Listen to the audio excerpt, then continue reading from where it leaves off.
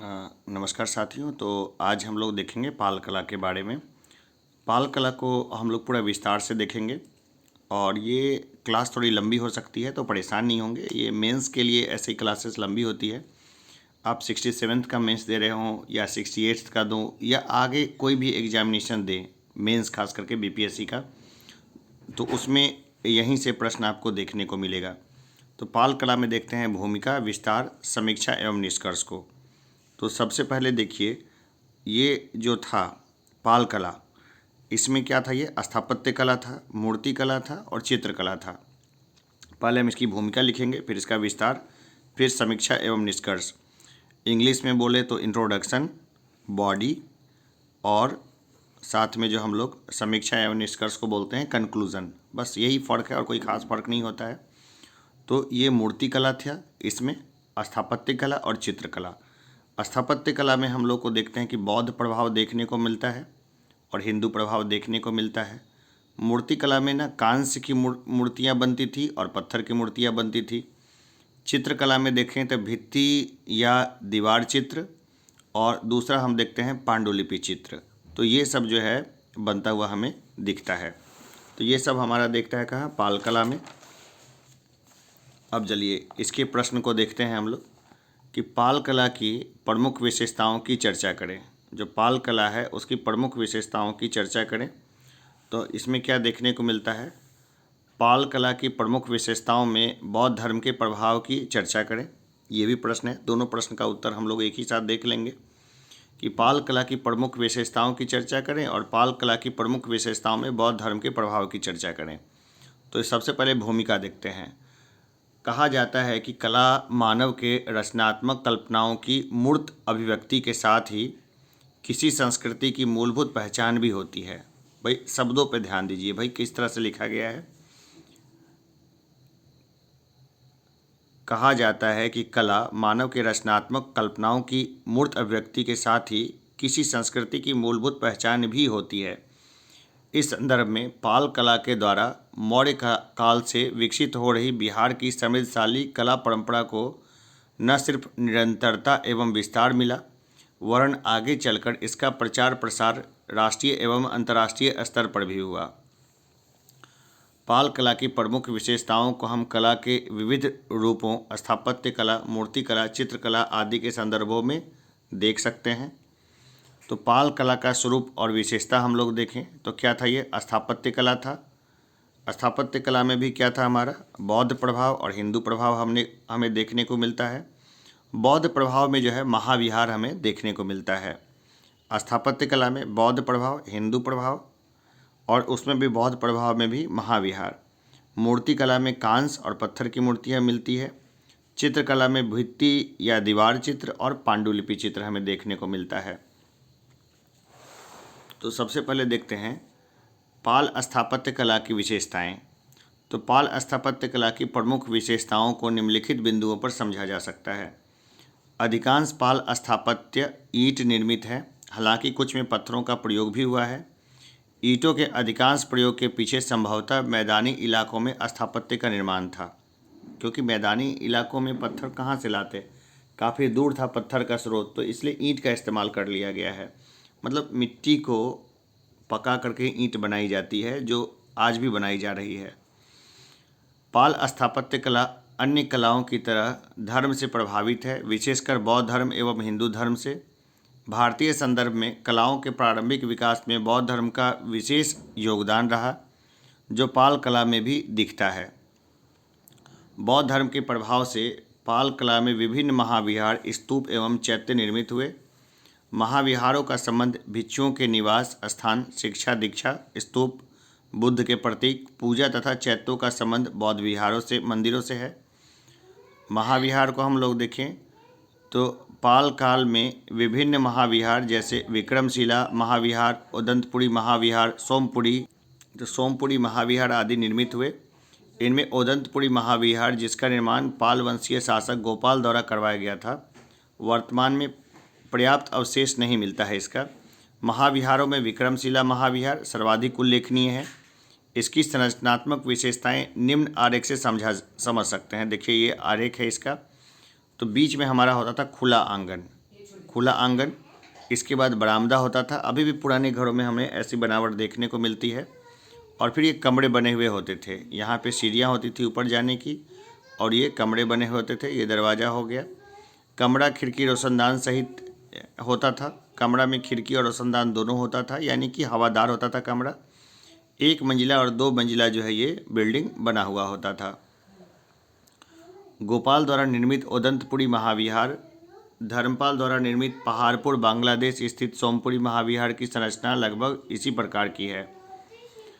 इन महाविहारों के अतिरिक्त दक्षिण पूर्व एशिया में के शैलेंद्र वंशीय शासक बालपुत्र देव ने नालंदा में इसी काल में एक बौद्ध विहार निर्मित करवाया, जिसकी शैली पर देसी एवं विदेशी दोनों तत्वों का प्रभाव दिखता है। अब बात करते हैं स्तूप की। पाल काल में स्तूप निर्माण की परंपरा का भी व्यवस्थित विकास हुआ है, जिसकी संरचनात्मक स्वरूप भिन्न रहा। तो देखते हैं क्या रहा इसमें। तो ये रहा हमारा पाल काल में। तो सब इसमें भी क्या होता था, एक अंड होता था, गुंबद, यहाँ हर्मिका जहाँ बुद्ध के अवशेष, और यहाँ भी श्रद्धा, सम्मान और उदारता हमें देखने को मिलता है छत्र में। यहाँ पे यष्टि हो गया।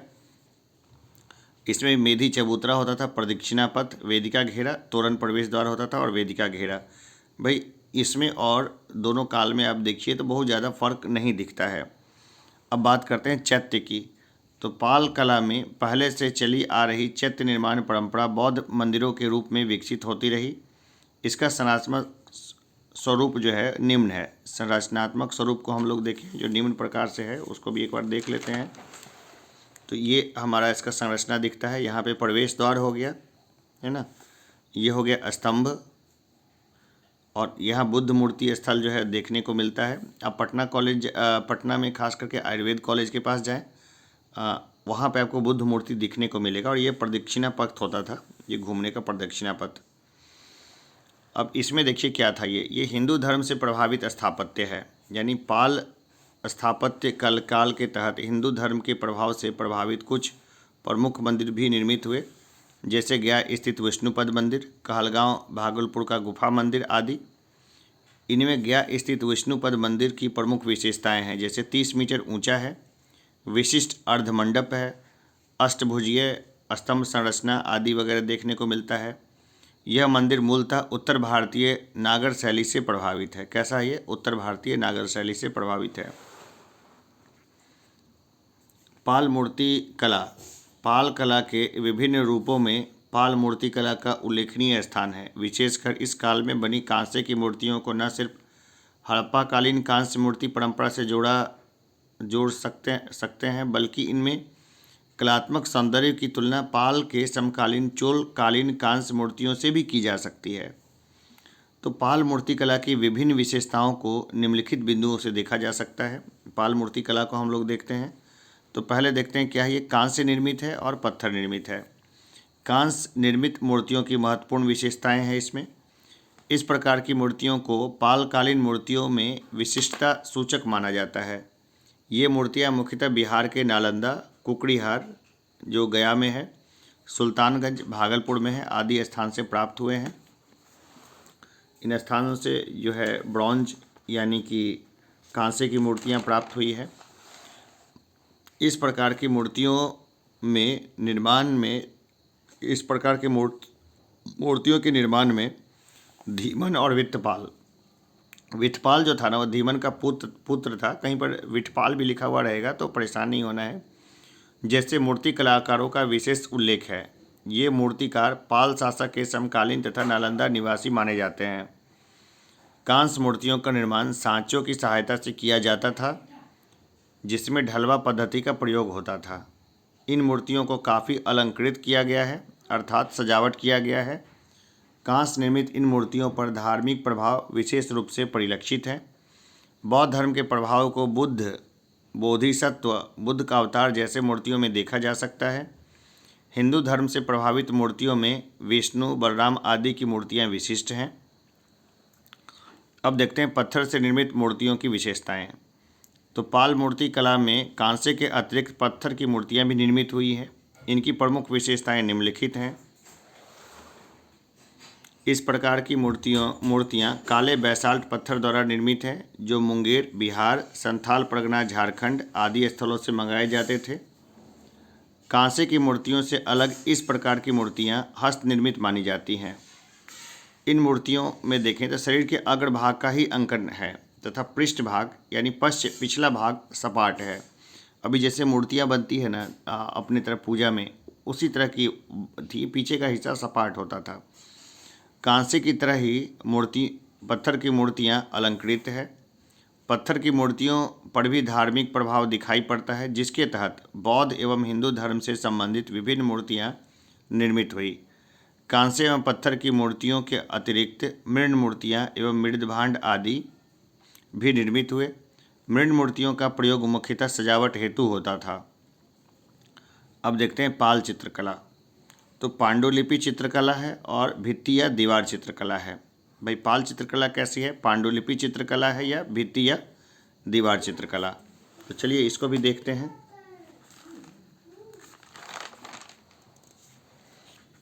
पालकालीन जो है, पालकालीन चित्रकला के तहत पाल चित्रकला का भी विशिष्ट स्थान है, जिसकी प्रमुख विशेषताएं निम्न है। पांडुलिपि चित्रकला की विशेषताएं: ऐसे चित्र किसी विषय वस्तु को विस्तार देने तथा सजावट के उद्देश्य से बनाए गए हैं। ऐसे चित्र मुख्यतः तारपत्रों पर मिलते हैं। अधिकांश पांडुलिपि चित्र नालंदा महावीर हाट से संबंधित माने जाते हैं, जिन्हें आगे चलकर नेपाल, तिब्बत, वर्मा, श्रीलंका से आए बौद्ध भिक्षुओं द्वारा बाहर ले जाया गया। इन चित्रों को लघु चित्रों की श्रेणी में रखा जाता है। मुख्यतः गहने, लाल काला आदि का प्रयोग मिलता है। पाल पांडुलिपि चित्रण के प्रमुख उदाहरण: तो यह अष्ट सहस्त्रिका प्रज्ञा परिमिता, यह वर्तमान में लंदन स्थित पुस्तकालय में संग्रहित है। इस चित्र पर बौद्ध तांत्रिक कला का प्रभाव माना जाता है। साथ ही इस पर नेपाल, वर्मा में प्रचलित बौद्ध मान्यताओं का भी देखा जा सकता है। इसमें हम क्या देखते हैं, नेपाल, वर्मा में प्रचलित बौद्ध मान्यताओं को भी देखा जा सकता है इन कलाओं में। अब देखते हैं पंचरक्ष। पंचरक्ष क्या है? तो यह पांडुलिपि चित्र भी बौद्ध धर्म से व दर्शन से संबंधित तथा वर्तमान में लंदन के पुस्तकालय में संरक्षित है। ये रहा हमारा पंचरक्ष, है ना। इसमें ये बीच में लेखन होता था, ठीक है। कहाँ संरक्षण है?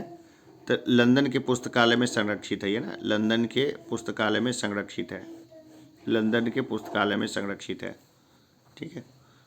आगे देखते हैं भित्ति चित्रण। तो दीवार चित्रण की विशेषताएं: पाल चित्रकला का एक रूप भित्ति चित्र या दीवार चित्र के संदर्भ में भी दिखाई पड़ता है। इन चित्रों को पहले से चली आ रही अजंता बाघ की गुफाओं की दीवारों पर चित्रित परंपरा से जोड़ा जा सकता है। इन चित्रों के विशिष्ट उदाहरण नालंदा स्थित सराय टीला से प्राप्त हुए हैं। इन चित्रों में मानव, पशु, फूल, पत्ती आदि का ज्यामितीय पद्धति से चित्रण हुआ है। यह पद्धति बिहार के मधुबनी चित्रकला के चित्रों में भी व्यापक स्तर पर दिखाई पड़ता है। इन चित्रों में गहरे रंगों का प्रयोग विशेष रूप से हुआ है। कैसा रंग का प्रयोग हुआ है? गहरे रंग का।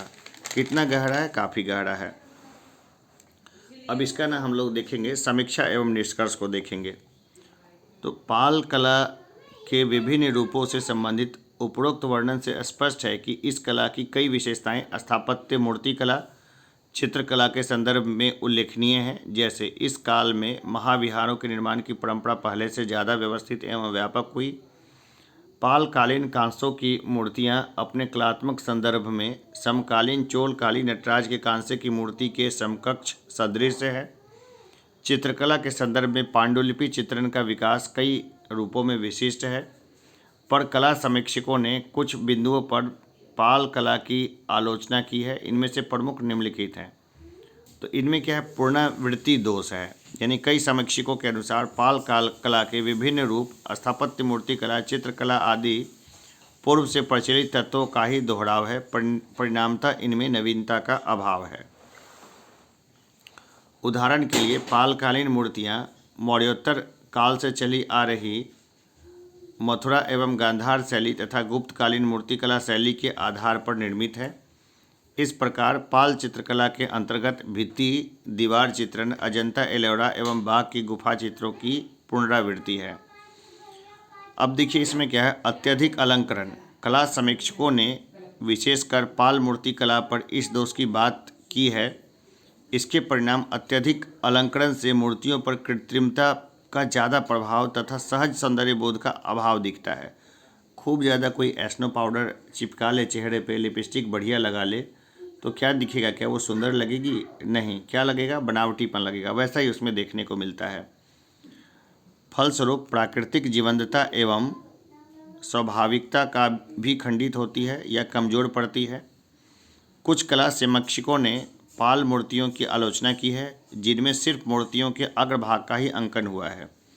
उपरोक्त आलोचना के संदर्भ में यह कहा जा सकता है कि पालकालीन कला के विभिन्न रूप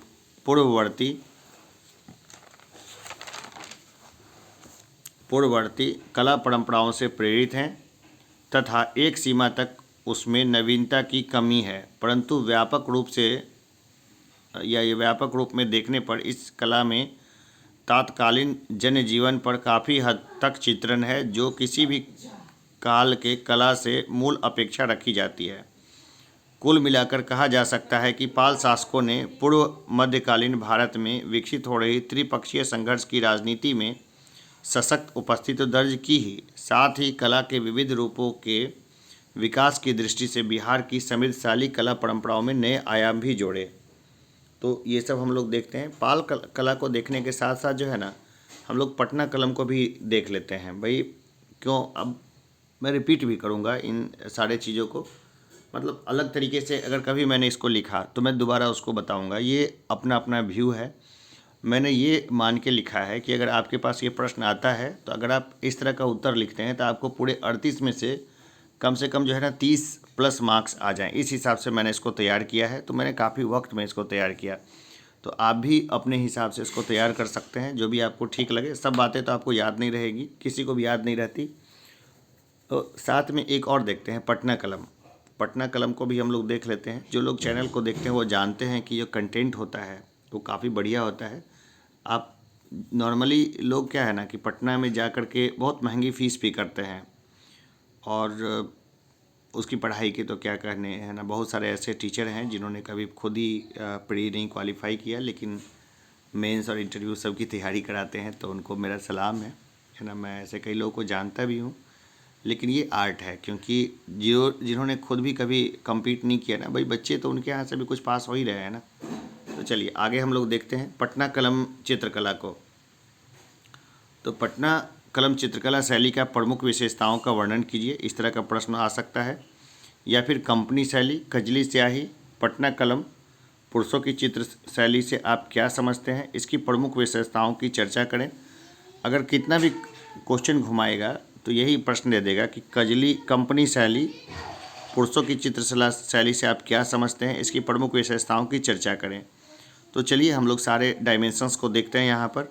यह एक और क्वेश्चन आ सकता है कि आज आंचलिकता से क्या तात्पर्य है, इसके विशेष संदर्भ में पटना कलम एवं मधुबनी चित्रकला शैली की तुलनात्मक समीक्षा कीजिए। ठीक है, तो ये रहा सारा मामला। तो हम लोग सब मामले को यहीं देखेंगे, एक ही क्लास में देखने की कोशिश करेंगे। क्लास लंबा हो सकता है लेकिन परेशान नहीं होंगे। देखते हैं पहले पटना कलम की। तो भूमिका देखेंगे, समीक्षा देखेंगे, 18वीं 19वीं सदी का परिवेश देखेंगे, रंग प्रयोग एवं विविध चित्र को देखेंगे, साथ में देखेंगे कि ये मिश्रित शैली थी, और इसके बाद देखेंगे हम लोग कि चित्रों की अवस्थिति कैसी थी, क्षेत्रीय विस्तार देखेंगे, विषय वस्तु देखेंगे, निर्माण पद्धति वगैरह सब चीज़ों को हम लोग देखेंगे यहाँ पर, अच्छे तरीके से देखेंगे। ठीक है, तो हम लोग देखते हैं पहले भूमिका को। तो भारत एवं बिहार की कला परंपरा में पटना कलम आंचलिकता से प्रभावित एक लघु चित्रकला शैली है। रविंद्रनाथ टैगोर नव्य कला आंदोलन के अवनींद्रनाथ टैगोर जैसे चित्रकारों पर पटना कलम चित्रकला शैली का प्रभाव इसके महत्व का प्रमाण है।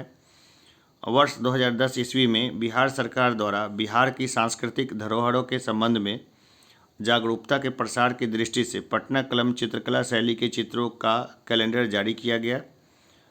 पटना कलम चित्रकला शैली की विभिन्न विशेषताओं को हम निम्नलिखित रूपों में देख सकते हैं। तो विशेषताओं को हम लोग देखें तो ये देखिए 18वीं से 19वीं सदी का परिवेश है। ये क्या है, मिश्रित शैली है। और इसकी विषय वस्तु देखें तो विषय वस्तु को हम लोग विस्तार से देखेंगे। निर्माण प्रक्रिया को भी देखेंगे, रंग प्रयोग जो है खास है उसको भी देखेंगे, विविध चित्रों को देखेंगे, चित्रों की अवस्थिति और क्षेत्रीय विस्तार सभी को देखेंगे। तो पहले देखते हैं परिवेश को। तो पटना कलम चित्रकला शैली की विशेषताएं अपने परिवेश से भी प्रभावित हैं। वर्ष 1707 ईस्वी में औरंगजेब की मृत्यु के पश्चात केंद्रीयकरण की प्रवृत्तियां कमजोर हुई तथा क्षेत्रीय तत्वों का विकास हुआ। इसका प्रभाव संस्कृति के विभिन्न पक्षों पर भी पड़ा।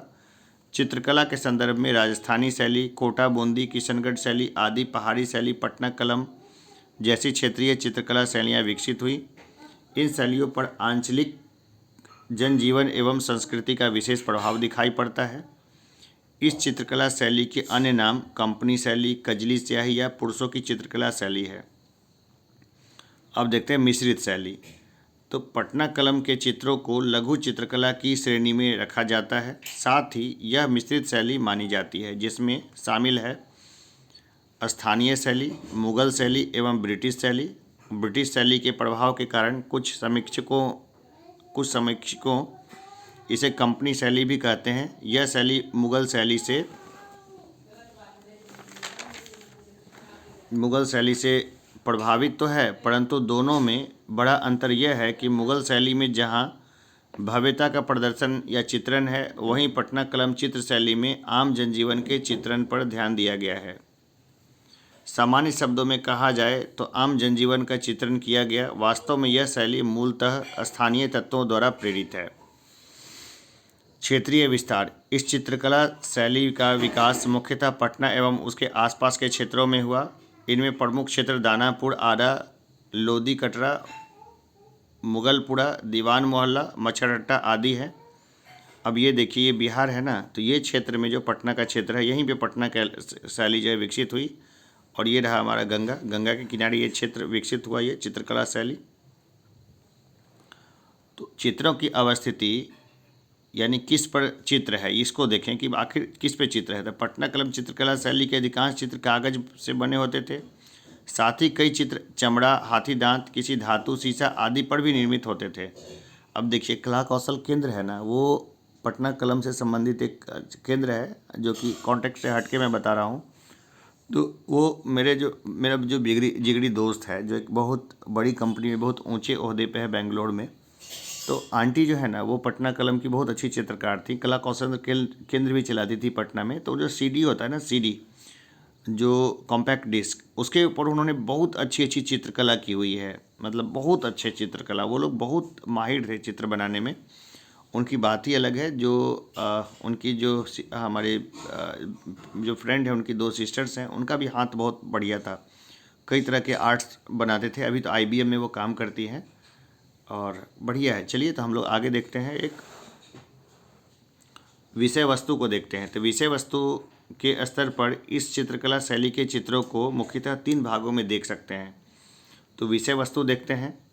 तो पारंपरिक या आम भारतीय जनजीवन का चित्रण है, मानव चित्रण है, पक्षी चित्र जो है पक्षी चित्रण है, वो होता था इसमें। अब देखते हैं पारंपरिक या आम। तो भारतीय जनजीवन, इस प्रकार के प्रमुख चित्र हैं: खेत जोतता किसान, मछली बेचती औरत, लकड़ी काटता हुआ बढ़ई, लोहार, सोनार, रंगरेज आदि के चित्र। ठीक है, यानी कि आम जनजीवन से, भारतीय जनजीवन से संबंधित चित्र जो है यहाँ देखने को मिलता है। कोई अगर स्लिप हो गया हो तो दोबारा आप पीछे करके इसको सुन लें। मानव चित्रण की बात करें तो इस प्रकार के चित्रों में मानव शरीर का, विशेषकर मुखमंडल का बहुत ही कलात्मक चित्रण हुआ है, जैसे गहरी आँखें, भारी भौहें, नुकीली नाक, पतला चेहरा, पुरुषों की बड़ी मूछें आदि। पक्षी चित्रण की बात करें तो इस चित्रकला में, चित्र शैली में पक्षियों का भी सूक्ष्मतापूर्वक चित्रण है, जिसका प्रमुख लक्षण है जीवंतता है। मुगल काल शैली में जहांगीर कालीन मंसूर जैसे चित्रकार का पक्षी चित्रण विशिष्ट है। तो चित्रकला निर्माण पद्धति की बात करें तो पटना कलम की बात करते हैं आगे। तो पटना कलम चित्रकला शैली की एक महत्वपूर्ण विशेषता चित्र निर्माण पद्धति से संबंधित है। सामान्यतः विभिन्न चित्रकला शैलियों में चित्र निर्माण की प्रक्रिया के तहत पहले आरेख खींचा जाता है, फिर उसमें रंग भरे जाते हैं। परंतु यह चित्रकला शैली इस रूप में विशिष्ट है कि इनमें चित्रों का आरेखन एवं रंगन दोनों प्रक्रियाएं साथ साथ चलती है। इसके लिए ब्रश अर्थात तुलिका के माध्यम से आरेख निर्माण एवं रंग भरना साथ साथ होता है।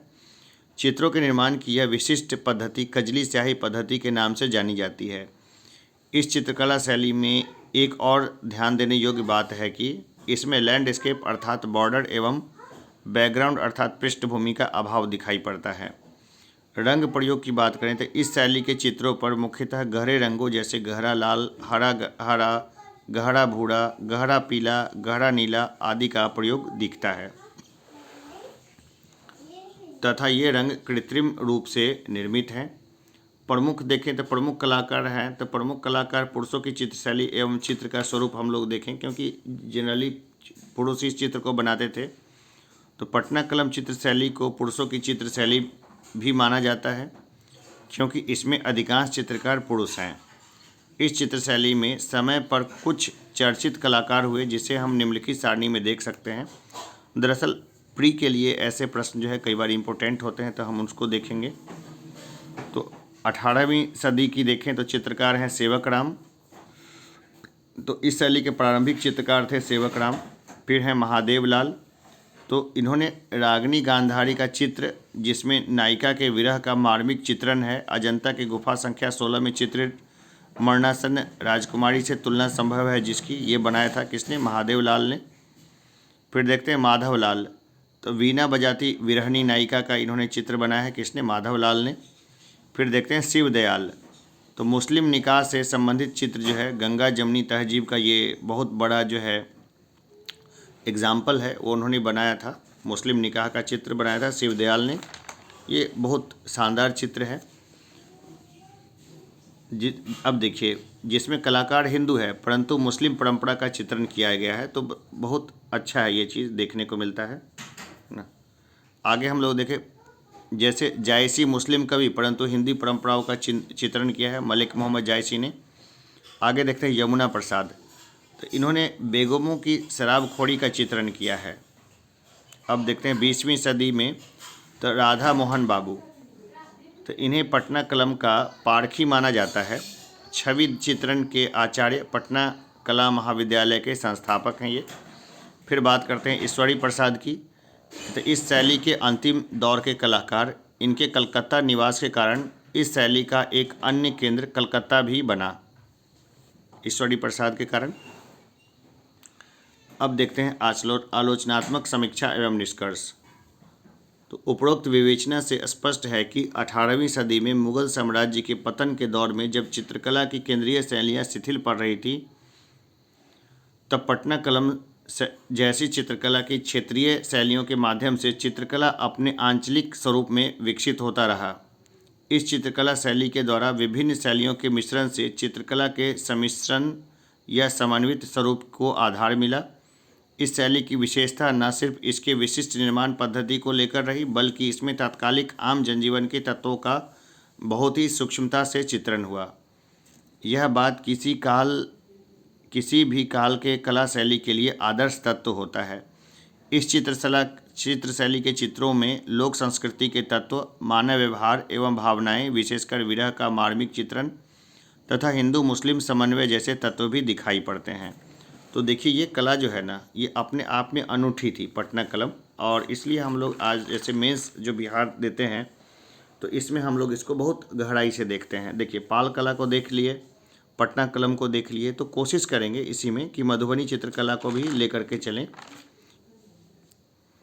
अब देखिए, इन सब के बावजूद कला समीक्षकों ने कुछ बिंदुओं पर पटना चित्र शैली की आलोचना भी की है, जैसे चित्रों में लैंडस्केप, बॉर्डर, सीमांत तथा बैकग्राउंड पृष्ठभूमि का प्रयोग नहीं होना। सामान्यतः अधिकांश चित्रकला शैली में यह प्रयोग दिखाई पड़ता है, परंतु पटना कलम चित्रकला शैली में इसका अभाव है। कई कला समीक्षक इस संदर्भ में यह पक्ष रखते हैं कि चित्र निर्माण में यह कम खर्च के उद्देश्य से ऐसा किया गया है। साथ ही इस चित्र शैली के चित्र आम जनजीवन के अभिव्यक्ति के उद्देश्य से बनाए गए हैं। कुल मिलाकर पटना कलम चित्रकला शैली न सिर्फ बिहार की गौरवशाली परंपरा वरन भारतीय कला परंपरा की भी अमूल्य धरोहर है। इस शैली के चित्र अपने विषय वस्तु में सामान्य जनजीवन को सूक्ष्मता के साथ अभिव्यक्त प्रदान करते हैं। उससे इस शैली जिसके चित्रों की प्रासंगिकता हमेशा बने रहने की संभावना है। तो चलिए अब हम लोग ना मधुबनी चित्रकला को देख लेते हैं। पटना कलम, पाल कला और मधुबनी चित्रकला एक साथ खत्म हो जाएगा। वापस में इसके कुछ नए पॉइंट्स होंगे तो मैं वापस से रिपीट करूँगा। तो मधुबनी चित्रकला को हम लोग देखते हैं। भूमिका, विशेषताएं, समीक्षा एवं निष्कर्ष। तो शैली देखें तो पृष्ठभूमि एवं विकास देखेंगे, अवस्थिति देखेंगे यानी क्षेत्र विस्तार की किसका चित्र है, कैसा चित्र है, रंग कैसा रंग है, कलाकार कौन है। भूमिका देखें तो भारत की समृद्धशाली कला परंपरा में प्राचीन काल से लेकर आधुनिक काल तक बिहार निरंतर अपना योगदान देता रहा है। इस संदर्भ में मधुबनी चित्रकला शैली अपने अंतर्राष्ट्रीय महत्व तथा प्राकृतिक रंगों के प्रयोग के कारण अपना विशिष्ट स्थान रखती है। इस चित्रकला शैली की विभिन्न विशेषताओं को निम्नलिखित रूप में देख सकते हैं।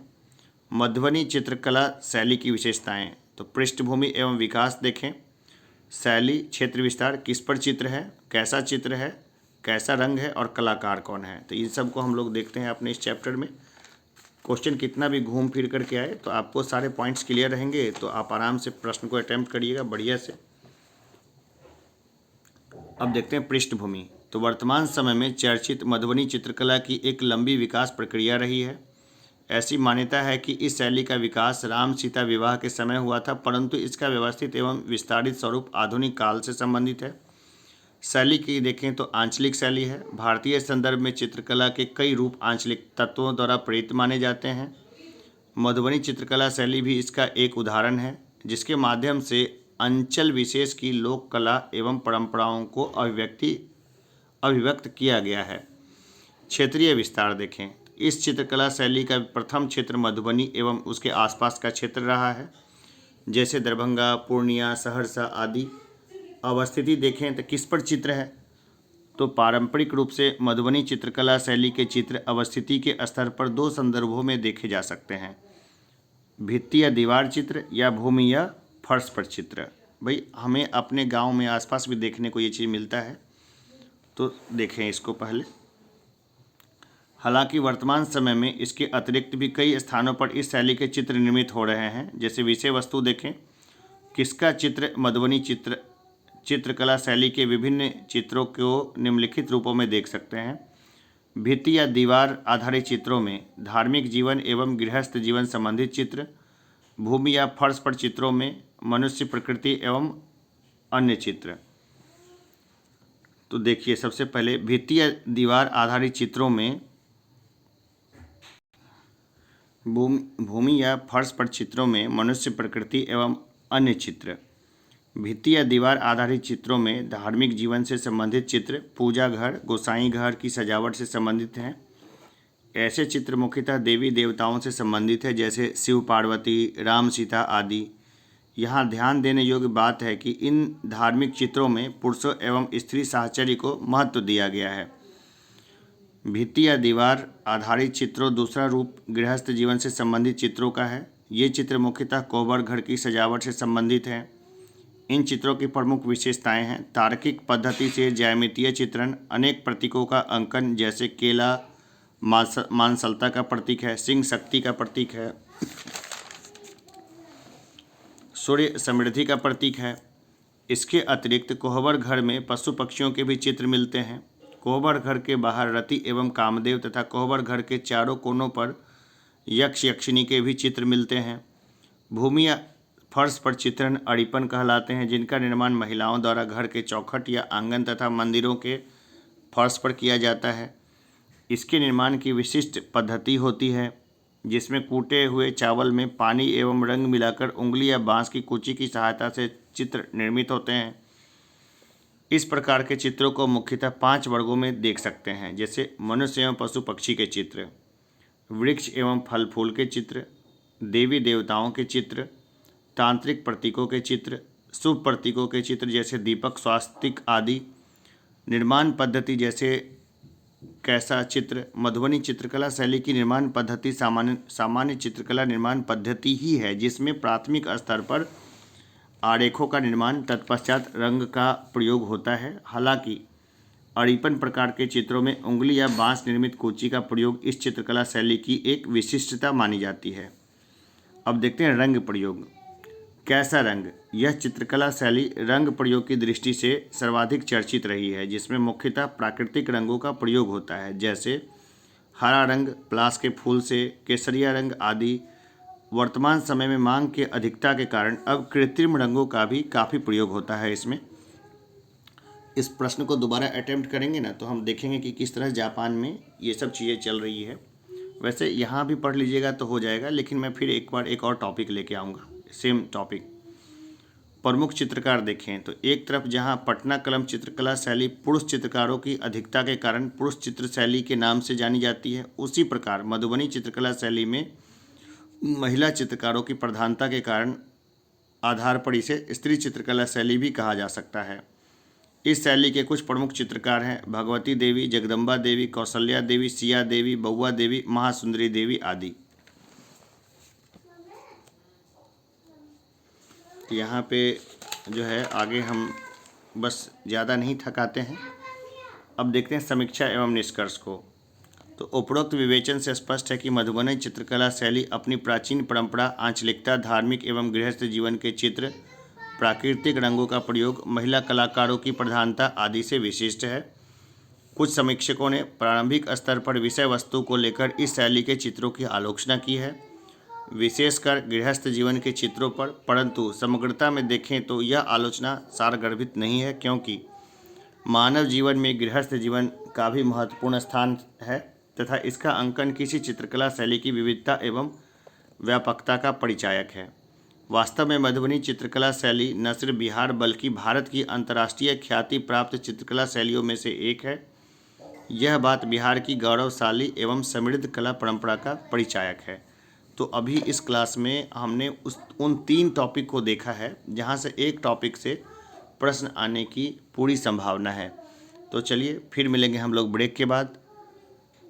तब तक के लिए लेते हैं एक छोटा सा गैप ले लेते हैं और फिर मिल जाते हैं ब्रेक के बाद। धन्यवाद।